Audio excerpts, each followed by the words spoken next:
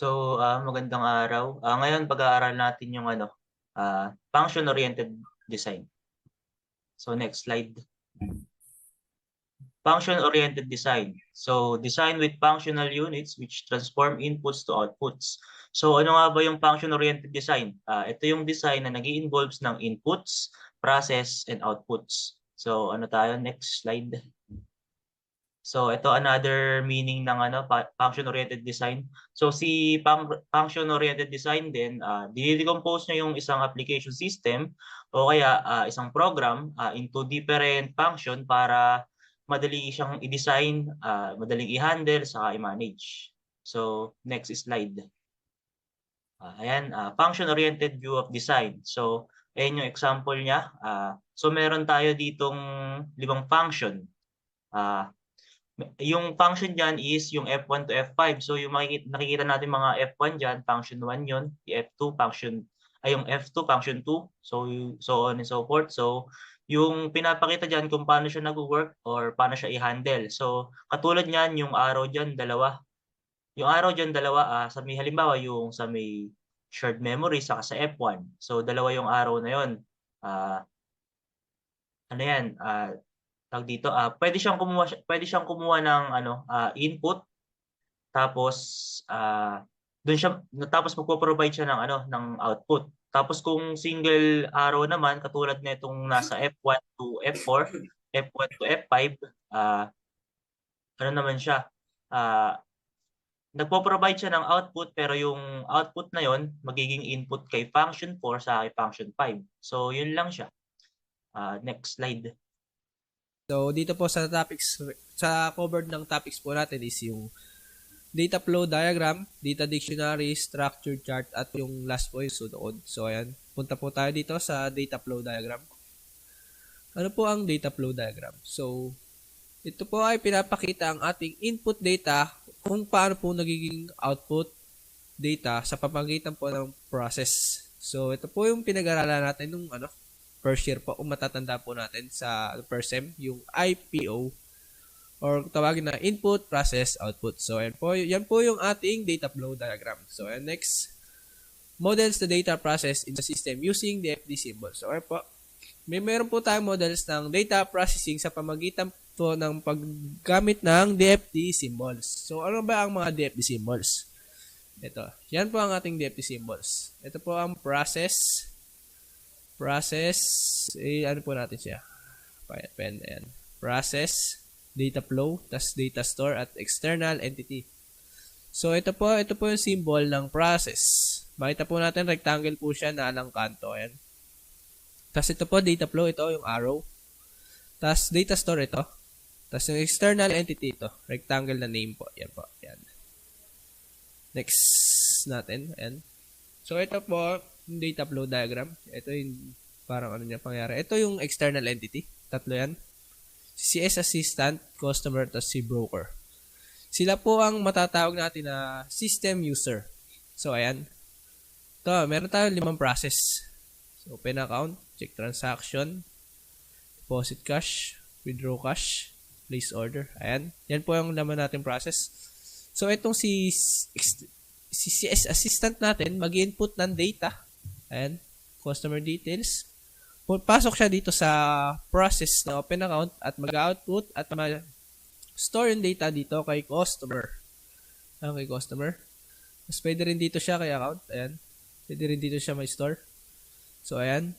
Customer. Ito, si customer. Mag-input din siya dito. Magdi-deposit dito kay deposit cash. At ayan, pa-process siya. Pa-process and labas output. Ayan. At ma-store dito sa account na data. So, ang masasabi ko po dito, dapat po lahat ng input natin ay mapatutunguhan na output. Di po pwedeng mag-i-input ka, tas process, tas ala pong patutunguhan. Di po pwede ganun. Ayan. Tas parang dito po. Ito, parang may mali dito. Yung withdraw cash. Ayan. Ala siyang lang nag-input, Ito pwede dito siya. Input siya kay customer. Ayan. Withdraw amount. Pa-process siya dito. Papasok kay account. Ayan. Output at master dito. At dito rin. Ganun lang din dito sa process number 2. Ayan. Customer. Ayan. Magta-transact siya ng history. Ayan.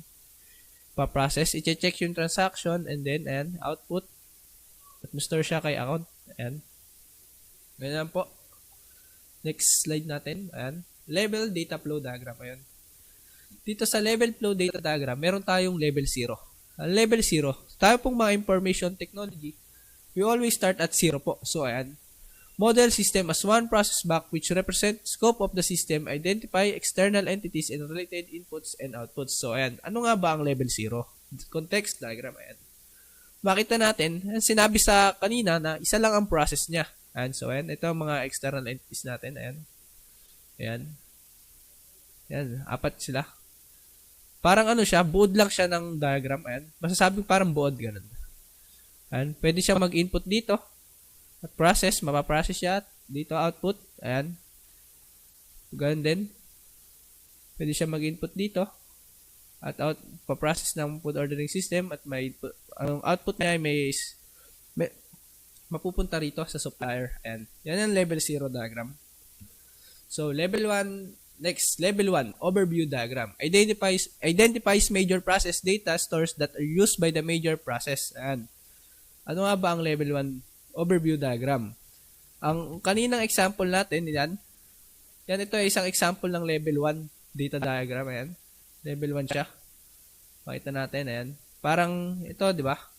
Ito, yan, buod siya. Tapos ito, mas parang pinaluwang. Mas pinalawak yung process niya. Yan ang level 1. So, ayan. Ito, example. Level 1 diagram, ayan. Ito si entity niya. Ayan. Mag-i-input siya ng data. Ayan. Represent request. Magre-request, magsisend siya ng request. Ayan. Pa-process naman siya. Check request. Ayan. Pag nabalid na process siya, ayan, output, valid request, and may store siya dito kay assessment file. So, ayan. Pwede rin pag na ano siya, pwede rin siya pumasok dito. Pag sunod na process, ayan. Input uli, ayan, output. Tuktong-tuktong lang po siya, ayan. At ayan, pag ganyan lang. So, pwede rin siya rito. Pag nag-input dito, process, punta siya, ma-store siya dito sa data na address. Tapos, pwede rin dito sa reference file. So, ayan ang ating level 1 overview diagram. Next, level 2 detail diagram. Ayan. Ano nga ba to? Sa level 1 dito, expand na. So, dito sa level 2, mas detalyado pa yung process niya. Ayan. Sabi dito at pwedeng binubuo siya ng level 1 na dito at mas luluwang pa siya. Ayan. Ayan example. Level 2 detail diagram. So, ayan. Makita natin si entity, customer. Mag-input siya ng data na order at ayan, paprocess siya, input order details. So, ayan. Yung output niya, ma-store dito kay order database. Makita natin 1.1. Yung 1.1 na yan, may possibility pa siya maging 1.2. May process pa siyang patutunguhan bago pumasok dito sa data na to. So, ayan. Ito pa, 2.1. Process na yan. Maaaring may papasukan siya tulad nito, 2.1.1. Ayan. Tapos ito pa, 2.1.2. Ayan. Mas lumuluwang po yung process niya bago siya makapunta dito sa data, ma-store dito sa data na stock file. Ayan. Ito pa si supplier, isa pang entity. Ayan, input lang siya, tapos output lang din. Ayan, check niya. Output, balik dito. Ayan. Ganun lang po. So next natin, data dictionary. Next slide tayo. So, a centralized repository of metadata. Pag sinabi nating metadata, ito yung information about the data kung saan naka-store at kung ano ba yung function niya. So, next slide. Ito example ng ng data dictionary. So, meron tayo ditong field, diyan nakalagay yung member ID, first name, surname, date of birth, platinum membership. Naka-question mark siya kasi boolean, answerable siya ng true or false. Then meron din subscription cost, then available packs. So makikita natin diyan kung ano yung data type niya, yung data format niya, yung number of bytes of storage, yung size for display, yung description, yung example sa yung validation niya. So, next slide tayo. So next slide, yung benefits ng data dictionary. Benefits of data dictionary. So consistency in data use, improved documentation and control, easier data analysis, reduced data redundancy, simpler programming, the enforcement of standards, better means of estimating the effect of change. So yun yung mga benefits ng data dictionary. Next slide tayo. So structured chart. Next slide. So si structure chart naman, nagre-represent siya ng hierarchical structure. So ano ba yung hierarchical structure na yon? Yung hierarchical structure, basically, para lang siyang tree-like structure or puno. Isipin natin puno. Meron siyang data na naka-stored, naka-organize yung mga yon, tapos interconnected siya through links para siyang magkakonekta.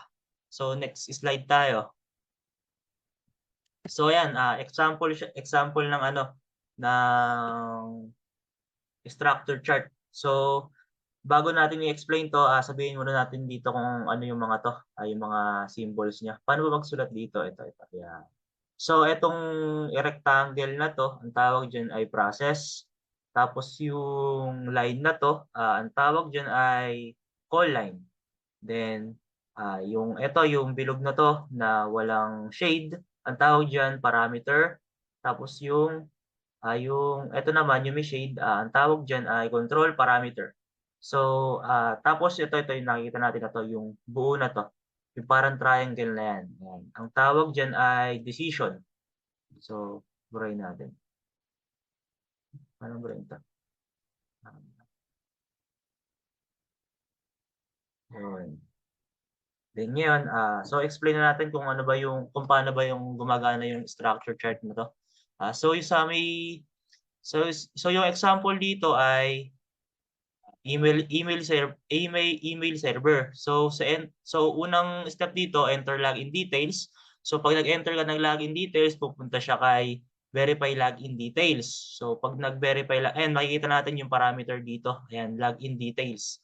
Then ngayon, bababa siya kay compare accounts database. Then ngayon, pag na-verify na yung login, mag-o-okay siya, ay makikita natin yung parameter na may shade. Details okay, aakit ulit siya kay verify login, papunta kay view mailbox. So si view mailbox, meron dalawang option. Meron dito view message tapos compose message. Then ngayon, unahin natin si view message. Pag napunta tayo kay view message, meron siyang reply tapos delete message. Ngayon, pwede mong replyan yung message, pwede mo ring i-delete. So halimbawa, nag-delete ka ng message, ayan, dinelete mo siya. Makikita mo yung yung parameter na may shade. Makita mo delete okay. So pag delete yung okay, bakit na ulit siya? Pupunta siya kay view message o kaya kay view mailbox. Then yun, next natin is si compose new message. Ngayon, pag napunta kay compose new message, bababa siya kay send message. Ngayon, pwede ka na rito mag-send na message. So halimbawa, nag-send ka ng message. Pag nag-send ka ng message, lalabas ulit tong parameter na may shade.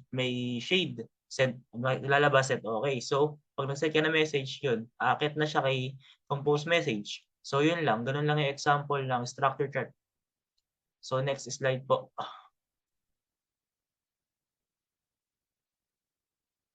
So ayan, steps in drawing a structure chart. So ito lang yung mga step, review the DFD model, identify modules and relationship, add loops and condition, analyze structure chart, DFD, and the data dictionary. So next slide. So next is so next is pseudocode. Next slide po. Pseudocode is simplified half English, half code outline of a computer program. So basically, si pseudocode, ano lang siya, isa siyang false code o representational code. Kumbaga, hindi siya nako-comply, hindi siya na-execute, hindi rin siya nararun. So parang ano lang siya, only meant to be read by us or to be read by humans. Yun. So next slide. So another meaning ng pseudocode, used as a detailed step in the process of developing program. Next slide po. So, dito naman tayo sa ano, sa logical structure of Poseidon code. So, meron tayo dito sequence logic, selection logic, and iteration logic. So, itong tatlo na to is, ano siya, katulad lang siya nung sa C++ nung pinag-aralan natin nung second sem first year. So, ayun, sequence logic used to perform instructions in a sequence that is one after another. For sequence logic, Poseidon code instructions are written in an order in which they are to be performed. The logic flow is from top to bottom. So itong sequence logic is ihahalin tulad ko siya kay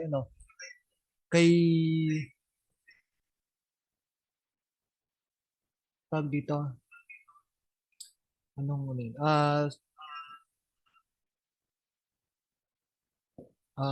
Siya. Isa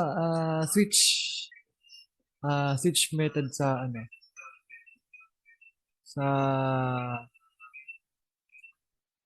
C++.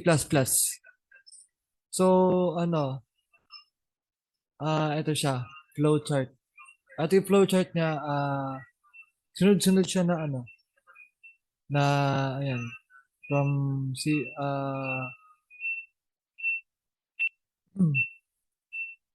flow chart na ayan statement 1, statement 2, 3 and so on so forth. Kung ilan man yung statement na nakalagay diyan. So next is yan yung sequence logic. So next is selection logic. So dito ihalin tulad ko siya kay ano siya, decision making siya. So ihalin tulad ko siya kay sa kumbaga para mas natin maintindihan gaya ng sabi ko kanina is yung tatlo na to na Poseidon code is katulad siya nga lang siya nung kay C++ nung second sem natin. So if else siya na decision making.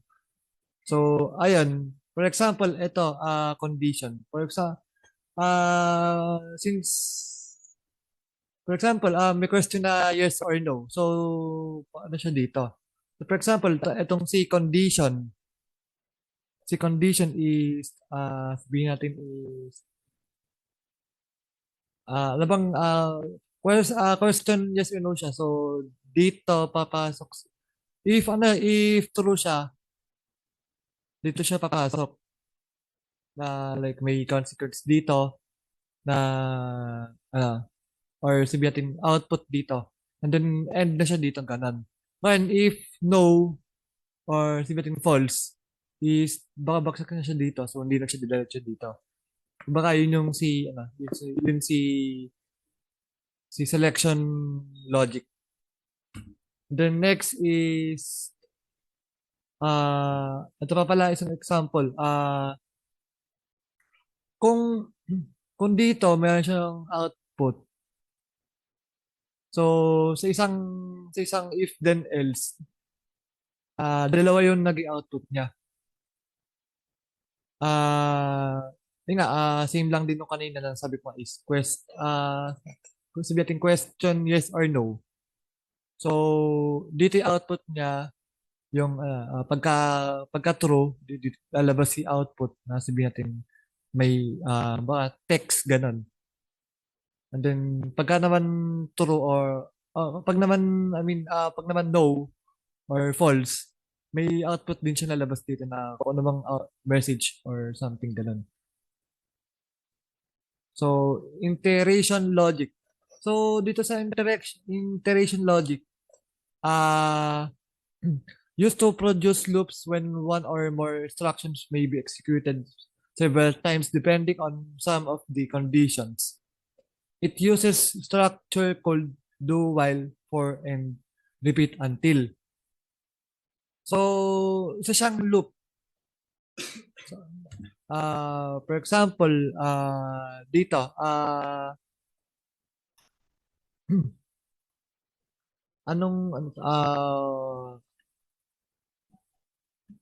for loop.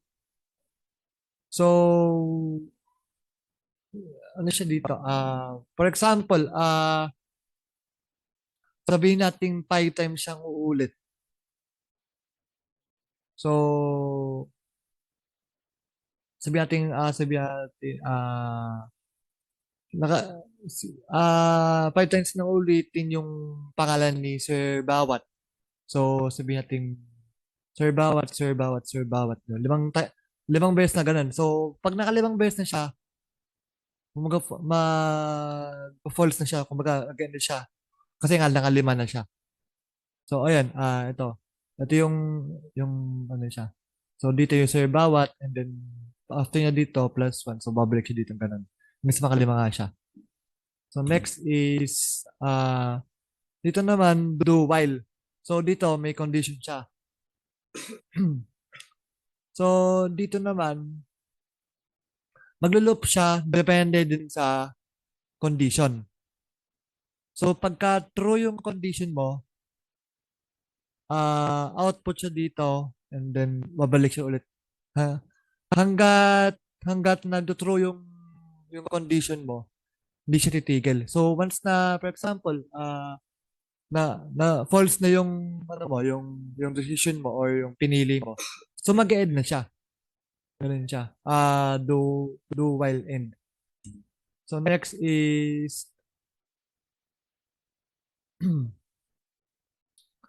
ito naman si integration logic repeat until. So dito naman ano yun siya paulit-ulit na question siya hangga't hindi ka nagtuturo. So if ito if ito uulit siya ng uulit hanggat nagtuturo ka, gaya ng explanation ko kanina. Ito naman, kabaliktaran niya. So, hanggat